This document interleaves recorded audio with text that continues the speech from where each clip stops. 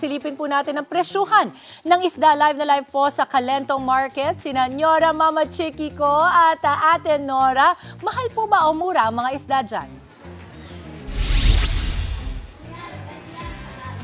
Mama Dib, sorry kasi kanina biglang dinagsa itong si Aling Stella. Meron pa rin namang mga namimili dito kahit nga medyo maulan. Nabanggit natin kanina, ang source po ni Mama Estela ay Bicol sa kanyang mga fresh na isda. At hindi nakarating ngayon. Hindi po nakarating dahil binabaha sila. Oo, naghahanap talaga sila ng tulong, alam natin yan. Pero nakarating naman mula Lucena at sabi nyo, 20 to 30 pesos per kilo ang usually ang tinataas ng bilihin kapag maulan. Yes po, okay. tumataas talaga. Sige, so balik tayo dito dahil ang gusto namin, Nora, siyempre kapag maulan ng ganito, ano ba, parang masarap yung masabaw, di ba? Mainit sa tiyan. Saan tayo? Gusto ko yung bangus. Ay, doon tayo sa bangus. Halika, Aling Stella. Eh, sabi nyo, ang bangus talagang steady naman ang presyo niyan. Yes po. Nabanggit nyo, nasa 220 ba tayo ngayon? 220 220. Pwede ba tumawad?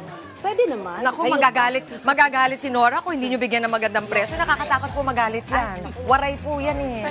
Opo. So dito yung bangus, paano po pumili ng magandang bangus? Siyempre po yung makintab, malinaw ang mata. Aha, mukha namang mali. Malinaw. Nakatingin Tapos, sa akin. Yes. Tapos ang hasang natin kailangan mamula-mula. Ayun. Yan, Tama yung sabi mo kanina, Nora. Opo. Tapos, siyempre, ang laman, dapat firm siya, matigas. Okay na sa amin yung ganito kalaki. Ilang kilo ba ito? Tignan nga natin pag ganyan, oh. Tamang-tama. Halos nasa 1. 7.5. 7.5. Okay, pwede. Sige, so baka hindi tayo makabalik bukas. Ano pa pwede natin ihanda bukas? Siguro malamig pa rin ang panahon. Ano pang maganda? Pagka may bagyo. Ayun po, siyempre, yung mga paksiw na lang muna. Uy, marunong ka magpaksiw? Opo. Okay, mamili ka dyan? Uy, anong tawag dyan sa maliit na? Masarap. Ay, dito tayo sa Pampano, talaga? Hindi mo pa ako ginagawa ng paksiw noon. Kasi ang alam ko dyan. Gagawin ko po kayo, ma'am, ng napakasarap na paksiw. Okay. Magkano po tayo sa Pampano ngayon? Ay, sa ngayon po, 400 hanggang 440 po ang kilo. Medyo mataas. Yes. Parang mataas po. Wala bang Yes. tawad? Ay, naku, ayan na. Ay, siyempre, bibigyan ko po kayo ng special price. Ayun. Pero yung pong may budget, sabi nga natin, kung saan tayo pwede na hindi masyadong ganong naapektuhan ng bagyo ang Yes presyo. po. Saan Siyempre po? po, doon muna tayo sa tilapia. Kasi Tilapia. nasa 140 lang ang per kilo. 140. Meron na tayong tilapia kanina. Sige, ang salmon, hindi rin masyadong gumagalaw. Hindi naman po, kasi imported siya. Opo. So, hindi siya naapektuhan ng baha-baha natin. Opo. Ayan, 240 lang ang per kilo niyan, yung ulo po. Siyempre, bet ko dyan, sinigang, di ba? Yes, sinigang. Opo. Sinigang Opo. sa miso. Ayan. Ang galunggong, napag-usapan natin kanina. Dati-dati yan, ang pinaka-affordable para sa masa. Ngayon, mahal na. Eh kaya yun nga po ang ano namin eh. Oo. Ngayon ang kumakain po ng galunggong yung may kaya na. Yung nakaka-afford bumili. Magkano po ang kilo ng galunggong ngayon? 300 po. 300. Pero para naman makatikim tayo ng galunggong, eh, hindi naman kailangan bumili ka ng 1 kilo. Oo naman. Pwede naman 1/4, 1/2. Tama. Kung ilang piraso kayo. Talagang piprito mo lang yan, di ba? Tapos pwede mong itap yan, yung pwede mong itap sa kung Yes. ano-ano, di ba? Masarap yan. Hindi lang nga umaga eh. Kasi actually yan ang pinakamalasa sa tingin Malasa ko. po talaga. Opo. Paborito po ng lahat Ito, yan gusto kahit ko to. tumaas. Ayan. Oo nga, napag-usapan na namin. Ayun, miso. Mamaya kukuha tayo ng fresh na miso. Mamaya. Okay. Meron dyan sa vegetable section. Okay. Kayo, ano favorite ninyo? Eh, syempre, nasa bangs tilapia lang po muna tayo. Gagayahin ko kayo nung lulutuin nyo mamayang gabi. Eh, sinigang pong bangos. Ay, talagang sinigang talaga. Yes. Oy, mga team sinigang dyan, nanalo na naman kayo. Ganyan po talaga ang paborito kapag ganito na maulan. Opo. Sana po bukas ay naasahan niyo po ba na kung hindi tumuloy-tuloy ang bagyo, ibababa niyo uli ang presyo? Opo naman, sa mababa rin po yung kuha namin. Pero palagay ko po bukas, lalong walang isda. Ano pinipindot-pindot ni Chang? Tinitingnan Okay ko lang po po ba yan? Baka magalit si Aling Estela. Kasi Opo. dito po natin malalaman. Oo kung nga. talagang fresh ba talaga Sige itong na nga, sinigang. pagka malambot na ganyan, ito rin kanina tinitingnan ko, naalala mo yung pangalan nito? Alamihan! Tama! Hasa-hasa. Ay, mali! Asa na yung alamihan? Nasaan po? Alumahan. Alam mo, Alumahan. Alumahan, mali pa. Mali talaga yung sabi mo sa akin, Nora. Magkamukha. O, tinan nyo, hindi ko rin mahanap. Wala na, naubos na yata. Hasa-hasa, alumahan. Eto Ay, po ba? matambakan na po. Ay, matambaka. Tignan nga, hawakan nyo yan. Matambaka, hasa-hasa. Asan yung Ito hasa-hasa? yung hasa-hasa. Yan. Anong pinagkaiba? Sa mata po, itong matambaka, malaki mata. Hasa-hasa, maliit, cute. Bukas, Dims, tatanong ko sa iyo kung alam mo yung alumahan, ha? Ngayon ko lang natutunan kay Ma'am Estela. Maraming salamat! Balik po tayo sa studio. Maraming salamat, Mama Chicky, Nora. I miss you. And Ate Nora, thank you po. Ingat kayo dyan.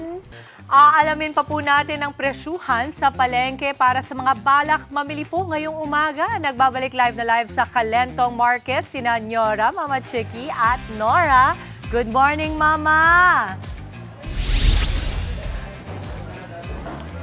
Good morning din sa iyo, Dimples. Alam mo, kaya ng inaasahan, umakyat ng bahagya pero bigla-bigla ang presyo ng isda dahil nga sa parating na bagyo o nandito na bagyo. Pero hindi naman po lahat. Katulad ng salmon belly na nasa 440 pa rin. Ang galunggong po tumaas ng 20 pesos, 320 mula sa 300. Ang dilis sa 300. Salmon head 240 pa rin. Ang sapsap po 480 pa rin. Talakitok 480 mula sa 450. Ang salay ginto nasa 360 pa rin, walang pinagbago. Lapu-lapu nasa 480 na po mula 450. Ang hasa-hasa 380 mula 350.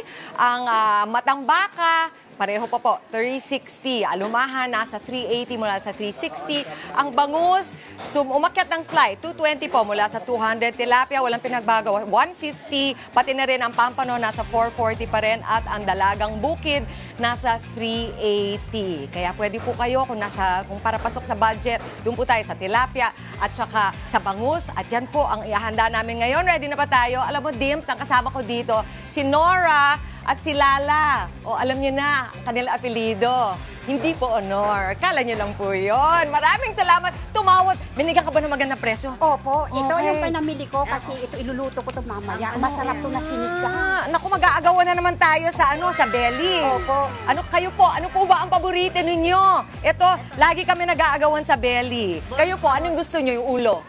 Ulo. O ano pa yung inabot mo? Ito pa, bangis po, boneless bangus.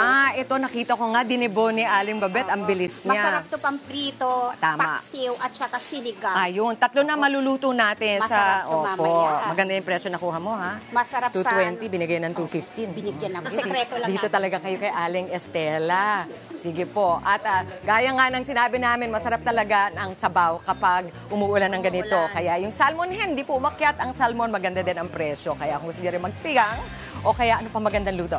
Ano po, yun nga, sigang, paksiw. Sigaw, paksiw. Yan po. So sana po, mas maganda-ganda ang benta. Bukas, pag dumami na ang tao.